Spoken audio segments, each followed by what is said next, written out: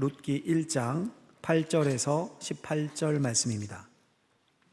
교독합니다. 나오미가 두 며느리에게 이르되 너희는 각기 너희 어머니의 집으로 돌아가라. 너희가 죽은 자들과 나를 선대한 것 같이 여호와께서 너희를 선대하시기를 원하며 여호와께서 너희에게 허락하사 각기 남편의 집에서 위로를 받게 하시기를 원하노라 하고 그들에게 입맞춤에 그들이 소리를 높여 울며 나오미에게 이르되 아니니이다. 우리는 어머니와 함께 어머니의 백성에게로 돌아가겠나이다 하는지라. 나오미가 이르되 내 딸들아 돌아가라. 너희가 어찌 나와 함께 가려느냐. 내 태중에 너희의 남편들 아들들이 아직 있느냐. 내 딸들아 되돌아가라. 나는 늙었으니 남편을 두지 못할지라. 가령 내가 소망이 있다고 말한다든지 오늘 밤에 남편을 두어 아들들을 낳는다 하더라도 너희가 어찌 그들이 자라기를 기다리겠으며 어찌 남편 없이 지내겠다고 결심하겠느냐. 내 딸들아 그렇지 아니하니라. 여호와의 손이 나를 치셨으므로 나는 너희로 말미암아 더욱 마음이 아프도다 하매 그들이 소리를 높여 다시 울더니 오르바는 그의 시어머니에게 입맞추되 룻은 그를 붙쫓았더라. 나오미가 또 이르되 보라 내 동서는 그의 백성과 그의 신들에게로 돌아가나니 너도 너의 동서를 따라 돌아가라 하니 룻이 이르되 내게 어머니를 떠나며 어머니를 따르지 말고 돌아가라 강권하지 마옵소서. 어머니께서 가시는 곳에 나도 가고 어머니께서 머무시는 곳에서 나도 머물겠나이다. 어머니의 백성이 나의 백성이 되고 어머니의 하나님이 나의 하나님이 되시리니 어머니께서 죽으시는 곳에서 나도 죽어 거기 묻힐 것이라. 만일 내가 죽는 일 외에 어머니를 떠나면 여호와께서 내게 벌을 내리시고 더 내리시기를 원하나이다 하는지라. 같이 읽습니다. 나오미가 룻이 자기와 함께 가기로 굳게 결심함을 보고 그에게 말하기를 그치니라. 아멘. 하나님 아버지, 하나님의 말씀을 받습니다. 성경에 저자신 성령께서 이 시간 우리에게 빛을 비춰 주옵소서. 예수님의 이름으로 기도하옵나이다. 아멘. 오늘은 가정에 헤세드가 넘치게 하라라는 제목으로 하나님의 말씀을 전하고자 합니다. 여러분 혹시 집에 가훈 있으십니까? 가훈? 저 초등학교 때 그때 국민학교였죠. 가훈을 써오라라는 숙제가 매년 있었던 것 같아요.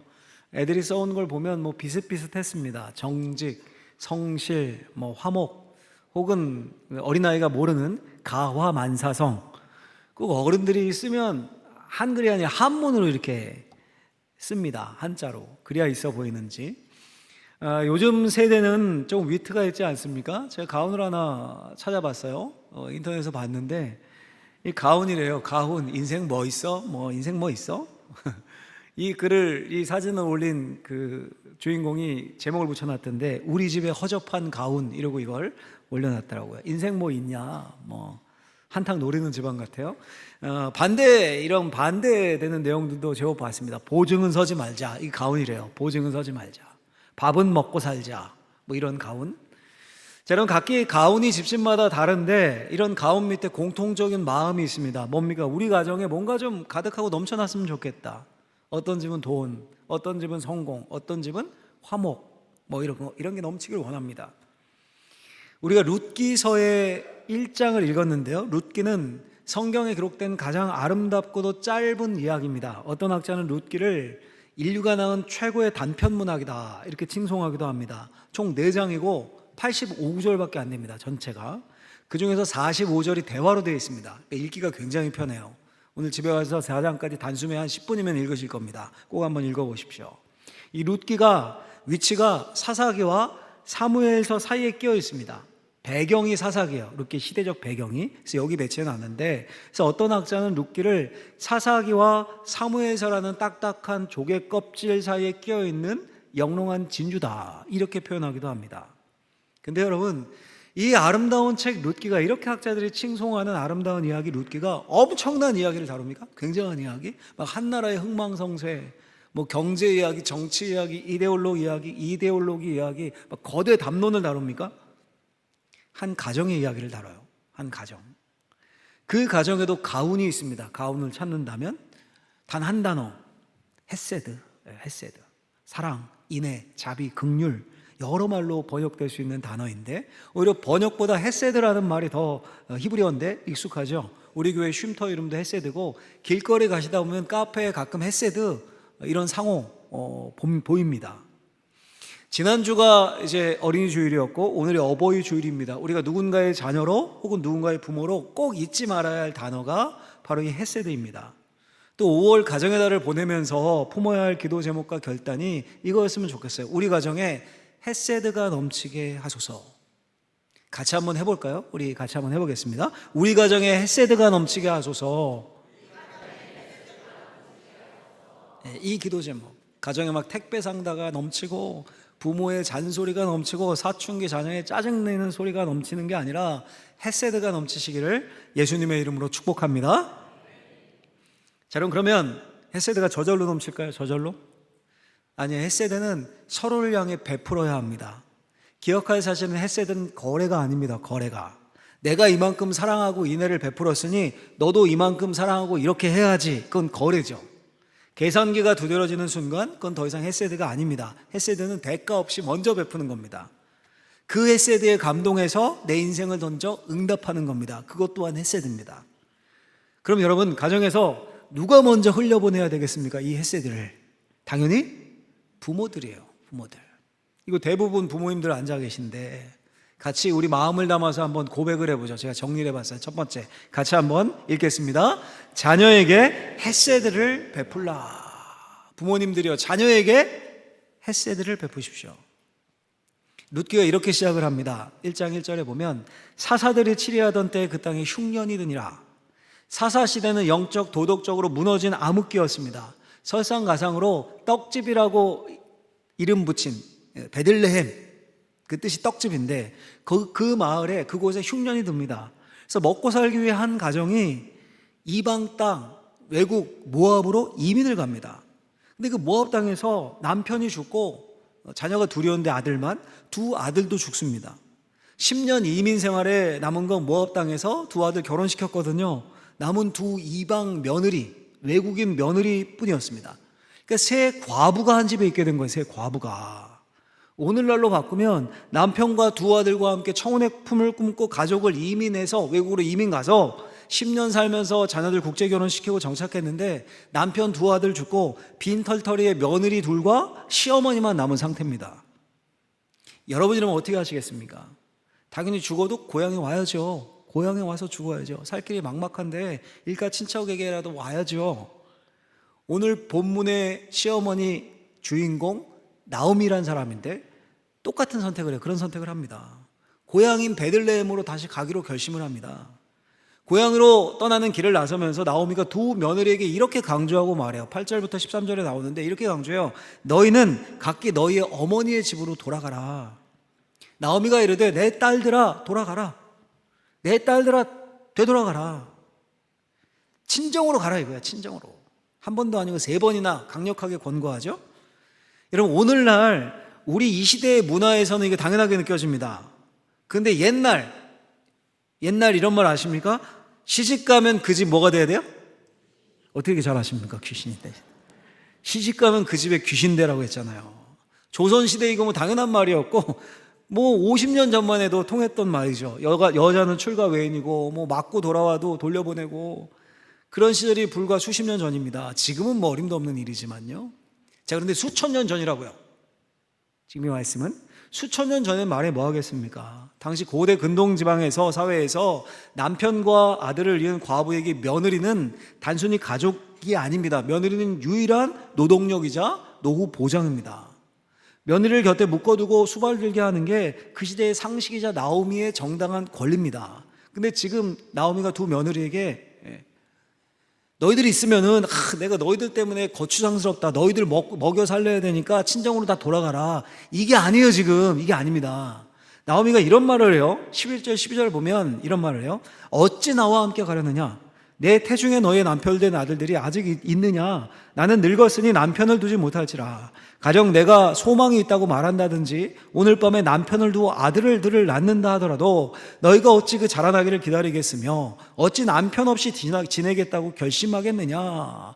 이 무슨 말입니까? 이 당시는 계대 결혼이라고요? 아들이 죽어요. 그럼 그 아래 아들이 형수와 동침을 해서 대를 잇는 이런 풍습이 있었습니다. 왜냐하면 죽음이 워낙 흔하던 때였으니까요.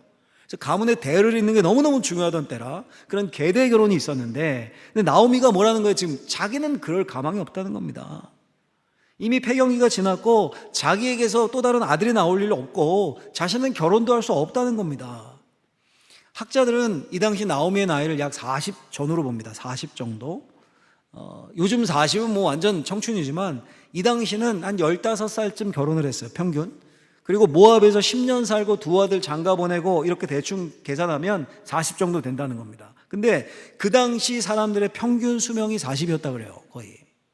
나오미는 요즘으로 하면 완전 노년의 할머니인 겁니다. 그러니까 며느리들이 나오미의 짐이 되는 게 아니라 나오미가 며느리들의 짐이 되는 상황입니다.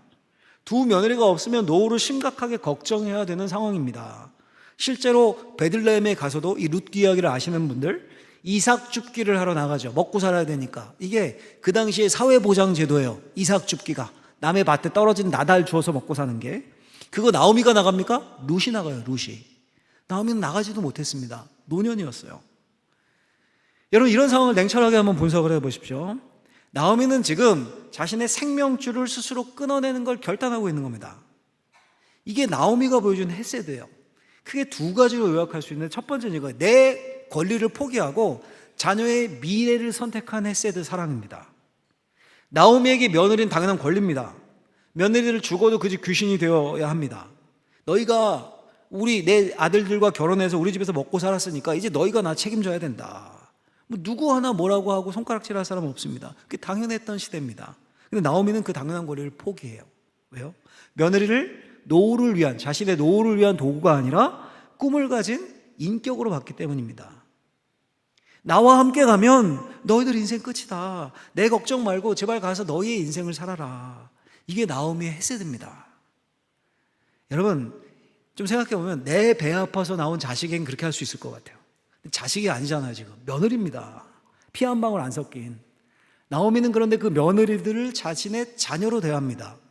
나오미가 두 며느리를 어떻게 부릅니까? 11절 12절 보시면 나오미가 이르되 뭐라고 해요? 내 딸들아 돌아가라.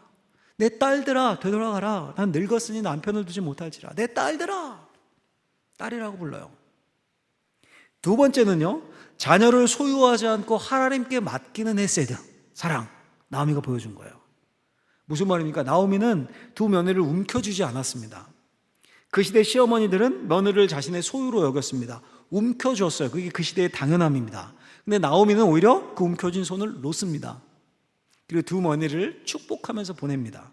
8절 보시면 여호와께서 너희를 선대, 이 선대에 쓰인 단어가 헤세드예요. 선대하시기를 원하며 여호와께서 너에게 헤세드를 베푸시기를 원한다. 엄청난 축복이죠. 그리고 9절에 보면 그 헤세드의 자세한 내용을 얘기해요. 여호와께서 너에게 허락하사 각기 남편의 집에서 위로를 받게 하시기를 원하노라. 이게 무슨 말입니까? 하나님이 너에게 헤세드를 베푸셔서 너희가 새 남편 만나서 행복한 가정 꾸리고 이루도록 해주시기를 원한다. 재혼해서 새 가정 꾸리기를 축복하는 겁니다. 자, 여러분, 우리가 이 개화된 2026년 현대 사회를 삽니다. 쉬운 일입니까 이거? 며느리가 남편이 죽고 나서 어머니, 시어머니에게 저 이제 제 인생 찾아 떠나겠습니다. 가서 좋은 남자 만나고 웃으며 축복해 주실 수 있는 시어머니 중에 겉으로는 그래야지 너 아직 젊은데 속으로는 어떻게 하겠습니다. 야, 네가 어떻게 우리 아들 죽은 지가 얼마나 됐다고. 솔직한 우리 마음 아닙니까 여러분? 근데 오늘날 룻기 시대가 아니에요. 시어머니와 며느리가 운명공동체로 묶여있지도 않습니다. 계대결혼도 없고 대가족 사회도 아닙니다. 명절에 한번 얼굴 보는 것도 눈치 봐야 되는 핵가족 시대입니다. 그런데 여러분, 왜 하나님이 이 나오미 가정의 이야기를 변치 않는 하나님의 말씀, 영원한 계시인 성경에 남기셨을까요? 물론 가장 중요한 건 구속사적 관점이에요. 구속사적 관점. 그런데 이 안에 가정에 관한 중요한 하나님의 마음도 담겨 있습니다. 가정에 관한 이야기니까. 그러니까 수천 년 전이나 지금이나 부모 마음속에 도사린 소유욕과 불안은 똑같기 때문입니다. 나오미라고 마음 편했겠습니까? 늙고 빈터털입니다. 병도 있을 수 있습니다. 며느리 둘 떠나보내고 혼자 베들레헴에 가요. 그 결심이 쉬웠겠습니까? 오히려 불안하고 두려운 선택입니다. 그러니 헤세드는 기분 좋아서 베푸는 친절과 사랑과 인애가 아닙니다. 마음이 안 내키고 나에게 손해가 오더라도 상대방을 살리기 위해서 나를 꺾는 지독한 의지가 담긴 사랑입니다. 그게 헤세드예요. 여기 젊은 분들 많으신데 자녀 키우면서 사춘기 때 막 반항하고 내 뜻대로 안 움직일 때, 내가 원하는 대학, 직장 못 갈 때, 내 체면 깎아먹는 행동을 할 때 우리는 화가 납니다. 더 나이 들어서 노년에 자녀들이 안 와요. 자주 안 와요. 연락도 잘 안 합니다. 뜸하고 섭섭하게 대할 때 내가 이 녀석들을 어떻게 키웠는데, 우리 안에서 분노가 올라옵니다. 자녀가 결혼할 때 혹은 중대한 인생의 결정을 할 때 때로 부모 마음에 들지 않는 선택을 합니다. 이때 우리는 부모라는 이름의 권위로 찍어 누릅니다. 너 잘 되라고 하는 거야 이거다. 대화가 아니라 간섭하며 반대부터 합니다. 그 정도는 부모의 권리라고 생각합니다. 그런데 과연 진짜 부모의 권리일까요? 혹시 자녀를 내 소유로 여기는 욕심이 아닐까요? 이때 나오미의 헤세드를 떠올려 보십시오. 그러라고 룻기 1장을 우리에게 주셨습니다. 나오미는요, 놀라운 사실은 며느리들이 모압으로 돌아가서 그들의 신 우상에게 가는 것까지도 막지 않았어요. 15절 보시면 이런 표현이 나옵니다. 그의 백성과 그의 신들에게로 돌아가나니 너도 너희 동서를 따라 돌아가라. 놀랍죠? 여러분, 요즘 신앙 좋은 부모라면 말이 됩니까? 사지를 결박해서라도 교회 오게 해야 되는 거 아니에요? 물론 여러분, 나오미가 영적으로 가슴이 미어지는 일이었을 겁니다. 근데 나오미는 그들의 인생을 자신의 종교나 가치관으로 억지로 결박하고 억지로 묶어두려 하지 않았습니다. 그 자신의 한계를 넘어서는 일로 봤습니다. 그래서 누구에게 맡깁니까? 하나님께 맡긴 거예요. 무책임한 게 아니라 그들을 하나님께 맡기며 그들을 축복합니다. 이게 부모의 헤세드입니다. 자녀가 내 기대와 다른 길을 갈 때 내가 너를 어떻게 키웠는데 막 배신감을 억누르고 그 자녀의 삶을 한 인격으로 존중하며 자녀를 내 소유가 아니라 내 노후 보장이 아닌 하나님께 그들을 맡기며 축복하며 묵묵히 기도의 자리로 물러나는 그 지독한 인내, 그게 부모의 자녀를 위한 헤세드입니다. 물론 여러분, 이 말이 자녀에게 무한 자유를 줘라, 넌 내 손을 떠났어, 신앙을 버리든지 말든지 네 마음대로 해, 너 자유야, 지금 이런 말을 하는 게 아닌 걸 아시죠? 자녀를 자신의 소유로 여기서 억압하고 이걸 신약 성경의 언어로 바꾸면 자녀를 노엽게 하지 말라는 겁니다. 노엽게. 왜 자녀가 분노합니까, 여러분? 여러분들은 언제 화가 나고 막 화가 치밀어 오르고 분노가 생기십니까? 말이 안 통할 때요. 말이 안 통할 때 막 설득하려고 막 그러다가 이제 화가 터지는 거거든요. 그때 부모가 말이 안 통합니다. 들으려 하지 않습니다. 부모라는 권위로 찍어 누르려고만 합니다. 자녀의 미래를 위한다고 말은 하지만 부모의 못 이룬 욕망의 실현으로 자녀를 대합니다. 지극히 자기중심적이죠. 그때 이 나오미의 헤세드를 떠올리셨으면 좋겠습니다. 당연한 노후 보장인 며느리에게 해방과 자유를 준 나오미, 늙고 병들어 앞날이 불투명함에도 두 며느리의 앞날을 먼저 생각했던 나오미, 그게 부모의 헤세드입니다. 저도 부모잖아요, 여러분. 부모죠. 설교 준비하면서 참 찔렸습니다. 사랑은 내 중심이 아니라 상대방 중심입니다. 부모는 당연히 자녀를 사랑합니다. 저도 그렇고요. 근데 그 사랑이 진짜 자녀를 위한 게 아니라 나 자신을 위한 것일 수도 있다라는 생각이 들었습니다. 간절히 바라건대 이곳에 있는 모든 부모님들, 성경이 말하는 이 부모의 헤세드가 여러분들의 자녀에게로 흘러가게 되기를 예수님의 이름으로 간절히 축원합니다. 축원합니다. 자, 이제 이곳에 있는 많은 자녀분들 두 번째, 자녀에게 주시는 메시지 같이 한번 읽어보겠습니다. 부모에게 헤세드를 베풀라. 부모에게도 헤세드를 베풀라. 이게 이제 자녀가 보여야 될 헤세드를 생각해 보려는데, 가정의 자녀와 부모 관계에서 나오미가 먼저 헤세드를 그렇게 보였어요. 그러자 두 며느리가 어떤 반응을 보입니까? 첫째 며느리의 이름이 오르바고 둘째 며느리 이름이 룻인데 14절을 같이 읽어볼까요? 14절 말씀을 한 목소리로 읽어보도록 하겠습니다. 그들이 소리를 높여 다시 울더니 오르바는 그의 시어머니에게 입맞추되 룻은 그를 붙잡더라. 아멘. 나오미의 말에 두 며느리가 소리를 높여서 다시 웁니다. 어머니의 헤세드가 느껴진 거예요. 사랑은 느껴지거든요. 그리고 오르바는 입을 맞추고 어머니 말대로 떠나 친정으로 갑니다. 오르바가 여기서 지금 이 싸가지 없고 소위 이런 표현 죄송합니다. 또 배은망덕한 그런 며느리입니까? 아니에요. 성경은 오르바를 평가하지 않습니다. 비난하지 않습니다. 정죄하지 않습니다. 오르바는 시어머니의 말에 순종한 거고 가장 합리적이고 가장 상식적인 선택을 한 겁니다.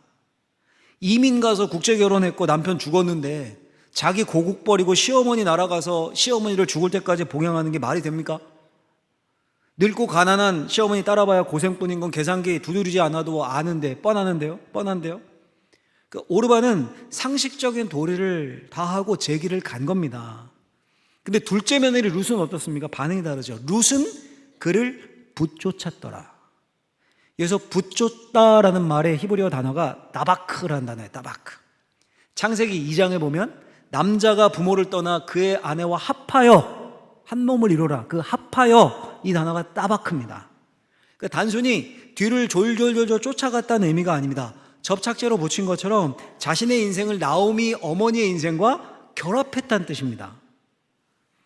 나오미가 며느리들을 위해 자신의 인생을 비웠다면 룻은 그 시어머니의 빈자리에 자신의 인생을 던져서 채우기로 결단을 한 겁니다. 이게 자녀가 부모에게 보여줄 수 있는 헤세드, 당연함과 상식을 넘어선 신의 성경이 말하는 부모 공경입니다. 계속 가라, 너 가라. 그 말리는 나오미의 말에 룻이 이렇게 말합니다. 룻의 고백 중에 가장 위대한 고백인데 같이 한번 16절을 오늘 요절이에요. 같이 한번 크게 읽어보겠습니다. 룻이 이르되 내게 어머니를 떠나며 어머니를 따르지 말고 돌아가라. 강건하지 마옵소서. 어머니께서 가시는 곳에 나도 가고 어머니께서 머무시는 곳에서 나도 머물겠나이다. 어머니의 백성이 나의 백성이 되고 어머니의 하나님이 나의 하나님이 되시리니. 아멘. 여러분 어떠십니까? 지금 이 며느리 룻의 고집이 나오미보다 훨씬 센 게 확 느껴지지 않습니까? 이 구절에서 어머니의 백성이 나의 백성이 되고 어머니 하나님이 나의 하나님이 되실 겁니다. 단순히 시어머니의 노를 수발드는 차원을 넘어 시어머니가 믿는 하나님을 자신의 하나님으로 영접을 합니다. 제가 여러분 본문을 읽고 묵상하면서 참 많은 생각을 했습니다. 저도 누군가의 부모이면서 자녀가 있죠. 또 누군가의 자녀입니다. 저희 부모님 아직 살아계시니까요. 솔직히 저를 포함해서 많은 자녀들이 이런 생각을 합니다. 사고 안 치고 자기 앞가림 자기가 하고 스스로 하고 때에 맞게 취직하고 결혼하고 자녀 낳아서 알콩달콩 살면서 부모에게 손 안 벌리면 효도하는 거지, 이렇게 생각을 합니다. 그런데 여러분 어쩌면 그게 오르바식의 효도가 아닐까요? 어머니 첫째 며느리, 제가 모압 가서 말한 대로 잘 정착해서 살게요. 가끔 명절에 연락하고 가끔 용돈 드릴게요. 합리적입니다. 편합니다. 그런데 여러분 성경이 말하는 다바크는 그 차원을 넘어섭니다. 돈을 많이 드리는 게 핵심이 아니라 부모의 삶의 무게에 내 어깨를 밀어 넣는 것이 핵심입니다. 요즘은 효도, 곧 용돈 넉넉히 이렇게 인식이 되어 있습니다. 물론 용돈 넉넉히 드릴 수 있으면 좋죠. 그런 형편이 돼서 그럴 수 있으면 좋죠. 근데 그렇지 못한 사람도 있어요. 그럼 효자 아닙니까? 그러니까 그게 효의 본질은 아닌 겁니다. 룻을 보십시오. 나오미에게 줄 돈이 있었습니까? 없었습니다. 룻이 나오미에게 준 건 돈이 아니라 동행입니다. 이 말이 오늘날 부모님 꼭 모시고 살아야 된다 이런 말 아니죠. 지금은 대가족 시대도 아니고 온 동네에 한 가문이 모여 살고 그 동네에서 일하고 이런 시대도 아닙니다. 멀리 떨어져서 자녀들이 일도 하기도 하고. 근데 그럼에도 불구하고 부모님을 내 가족에서 소외시키지 않는 겁니다. 다들 바빠요. 여기 젊은 분들도 2층에 많이 앉아 계신데 먹고 살기 힘들죠. 엄청 바쁘죠. 근데 그런 핑계로 부모를 소외시키지 않고 그분들의 적막한 일상에 자녀의 자리를 만들어 지키는 게 2026년식의 다바크 아닐까요? 솔직히 여러분 이건 이제 저한테 하는 설교도 해요. 저한테. 제가 어쩌면 이 중에 제일 찔릴 수도 있습니다. 저희 아버님 목회를 하셨잖아요. 우리 성도님들 아시는 것처럼. 바쁘다고 뭐 또 멀다고 명절에 잘 못 가고 그래도 괜찮다, 뭐 바쁜데 뭐 항상 괜찮다고 말씀하십니다. 어머님 아버님 두 분 다. 왜냐하면 이해하시죠. 목회자로 평생을 사셨으니까 목사 아들의 삶을 너무 잘 이해하시죠. 괜찮다, 뭐 바쁜데 뭐. 올 구정에 이제 올라갔다가 초상이 나서 1시간은 머물렀나요? 잠깐 집에 들렀다가 바로 내려왔어요. 울산에.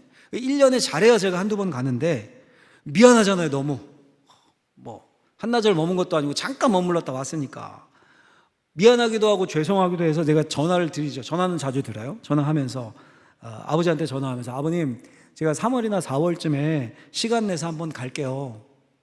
갔을까요? 못 갔을까요? 못 간 게 아니라 안 간 거죠. 잊어먹었어요. 그 말을 하고도 저는 잊어먹었어요.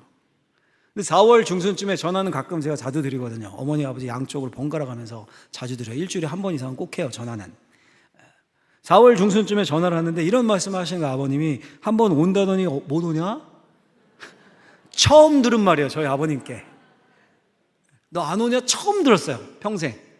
여기 울산 온 지 10년이 넘었는데 처음 들었어요. 너무 죄송한 거예요, 제가. 여러분 진짜 너무 바빠서 하루 시간도 못 내고 저 위쪽 뭐 서울 쪽 너무 멀어서 엄두가 안 나서 못 간 걸까요? KTX 타면 2시간이면 가는데요. 저를 위한 시간은 다 내면서요. 교단 목회자 모임, 무슨 목회자 세미나, 몇박 매치 뭐 이런 거 다 가는데요. 제 삶의 부모님이 소외되어 계신 겁니다. 저 부모님께 손 안 벌립니다. 앞가림 잘합니다. 아내와 아들들과 알콩달콩 잘 삽니다. 근데 오늘 본문을 묵상하건대 부모를 향한 헤세드는 어쩌면 빵점은 좀 심하고요. 전화 자주 한다니까요. 낙제 수준. 그래서 이번 주 초에 양가에 제가 다녀왔어요. 너무 좋아하시더라고요. 좋아하신다는 게 확 느껴졌어요. 여러분들 어떠십니까? 이곳에 계신 많은 자녀분들 부모님께 헤세드를 보여야 합니다. 부모를 소외시키지 않고 우리의 삶에 자리를 드려야 합니다. 또 부모님들이 지나온 세월을 정직하게 헤아려야 합니다. 나오미가 나중에 베들레헴에 와서 울부짖죠. 나를 더 이상 나오미, 기쁨이란 뜻이거든요. 기쁨이라 부르지 말라. 나를 마라, 괴로움이라고 부르라. 성격이 좋아서 그런 겁니까? 인생이 너무너무 써서 비명이 터져 나온 거예요. 난 이제 마라다, 괴로움이다. 어쩌면 노년의 부모님들 대하시면 어떻습니까? 했던 말 또 하시고 또 하시고 서운함을 말하고 때로는 고집을 부립니다. 뻔히 못하시면서 본인이 하신다고 막 고집을 부립니다. 그럼 자녀는 또 쏘아붙입니다. 엄마 그 얘기는 그만하라고. 아빠 그거 아니라니까 왜 이렇게 고집불통이야. 근데 가만히 또 말하고 또 말하는 그 말을 들어보면 그게 그분들의 인생이고 지나온 마라 같은 고통의 세월입니다. 마라가 된 나오미의 아픔을 함께 견뎌주는 인내, 그것이 룻이 보여준 신이고 헤세드입니다. 그리고 그 절정이 나오미의 하나님을 나의 하나님, 어머니 하나님이 내 하나님이 되십니다. 받아들인 겁니다. 나오미가 평생 눈물로 지켜온 신앙의 가치를 자신의 것으로 받아들인 겁니다. 이게 신앙의 가문에서 자녀들이 부모에게 보일 헤세드의 완성입니다. 우리 부모님 신앙 구닥다리야. 고리타분해. 요즘 세대랑 안 맞아. 우리 교회 장로님들, 권사님들 신앙 너무 구식이야. 요즘 세대가 얼마나 빠르게 변하는데. 그게 아니라 부모님이 또 우리 교회 신앙의 선배들이 눈물과 마라 같은 괴로움의 고난 속에서도 하나님을 놓지 않았기 때문에 오늘 우리가 이 자리에 있는 겁니다. 여러분, 우리가 하나님 앞에 바로 서서 부모님이 심으신 기도, 또 영적으로 볼 때 우리 교회 신앙의 어머님, 아버님, 선배들이 심은 기도의 씨앗이 결코 헛되지 않았음을 우리 후대들의 삶으로 증명해야 됩니다. 그게 자녀가 부모에게 보일 헤세드고 교회가 하나님의 건속 가족이라고 할 때 우리 공동체 안에서 후배들이 신앙의 선배들에게 보일 헤세드입니다. 여러분 간절히 바라건대 오늘 설교 제목만 기억하시면 돼요. 별거 없잖아요. 설교 제목 핵심이지 않습니까? 우리 모든 박어진제일교회 가정마다 헤세드가 넘쳤으면 좋겠습니다. 우리 교회에도 헤세드가 넘쳤으면 좋겠습니다. 신앙의 선배들과 후배들 간에, 또래 간에, 목회자와 성도들 간에, 서로 간에 헤세드가 넘치기를 간절히 소망합니다. 여러분, 그럼 무슨 일이 일어날까요? 그렇게 되면 무슨 일이 일어날까요? 결론이에요. 세 번째 결론. 같이 한번 읽어볼까요? 같이 읽겠습니다. 하나님이 헤세드를 베풀어 주신다. 하나님이 헤세드를 베풀어 주셔. 이게 사실 룻기의 핵심 주제입니다. 나오미가 며느리를 딸 삼아 헤세드를 베풀었습니다. 버리를 포기했습니다. 며느리 룻은 당연함을 버리고 나오미의 삶의 빈자리를 채웠습니다. 여러분 너무 아름다운 이야기예요. 이게 너무 아름답습니까? 세상 기준으로 보면 미련하다 못해 너무 미련한 이야기입니다. 둘 다 망하는 길로 가는 거 아닙니까? 아무 대책 없이 두 과부가, 한 명은 국제 결혼한 외국인 젊은 여인, 한 명은 고향 버리고 떠나 남편 아내 둘 잡아먹은 늙은 과부, 둘이 서로 위하고 서로 헤세드 베풀어 봐야 그게 무슨 영향이 있어요? 무슨? 그게 세상 시각이에요. 세상 시각입니다. 근데 하나님의 관점은 완전히 다르죠. 인간의 헤세드와 헤세드가 만나는 그 지점에서 하나님의 헤세드 기적이 폭발합니다. 시어머니 나오미, 며느리 룻. 이제 나중에 한 사람이 더 끼어들어요. 룻의 남편이 될 보아스. 이건 아내와 남편의 헤세드입니다. 이 셋이 어우러질 때 하나님의 놀라운 헤세드가 쏟아집니다. 룻기의 마지막 장 마지막 구절을 읽고 설교를 마치려고 하는데, 마지막 장 마지막 구절이 4장 22절이에요. 같이 한번 한 목소리로 읽어보겠습니다. 오벳은 이새를 낳고 이새는 다윗을 낳았더라. 누가 나와요? 다윗. 우리가 잘 아는 그 다윗 왕. 우리말 성경은 번역상 다윗을 낳았더라로 되어 있지만요, 이렇게 끝이 나지만 히브리어 원어 성경에는 룻기의 마지막 단어가 낳았더라가 아니라 다윗이 마지막 단어예요. 마지막 단어가. 모압 여인 룻이 다윗의 증조 할머니, 나오미가 법적 영적 고조 할머니입니다. 그러니까 두 과부, 한 가정의 헤세드가 다윗을 넘어 메시아 예수 그리스도의 통로가 됩니다. 하나님이 그들에게 놀라운 헤세드를 폭발시켜 주신 겁니다. 성도 여러분, 사랑하는 우리 방언지혜교회 믿음의 가족들, 오늘 여러분들이 부모님께 전화 한 통 더 하는 거, 찾아뵙는 것, 그 말을 또 말하고 하는 걸 반응해서 들어드리는 것, 내 자녀를 내 소유로 여기지 않고 축복하며 놓아주는 것, 그 작은 헤세드가 하나님의 헤세드의 통로가 됩니다. 가정의 출발이에요. 하나님은 여러분들에게 헤세드를 통해 여러분들의 자녀를 다윗처럼 세우실 것이고, 여러분들의 가문을 복된 통로로 삼으실 것이고, 우리 교회 그 헤세드가 기성세대와 다음 세대들 간에 서로 간에 흘러넘친다면 우리 교회를 통해서 우리 교회 안에서 다윗과 같은 인물을 마련하시고 낳게 하실 것입니다. 간절히 바라건대 그런 가정, 그런 교회, 믿음의 권속들 되시기를 예수님의 이름으로 간절히 축원합니다. 축원합니다. 기도하겠습니다. 하나님 감사합니다. 가정의 달, 하나님이 우리에게 주신 가정에 대한 소중한 원리, 헤세드 붙잡길 원합니다. 그리고 선포하며 기도하며 흘려보낼 수 있는 그런 믿음의 행함을 우리에게 허락하여 주옵소서. 예수님의 이름으로 기도하옵나이다. 아멘.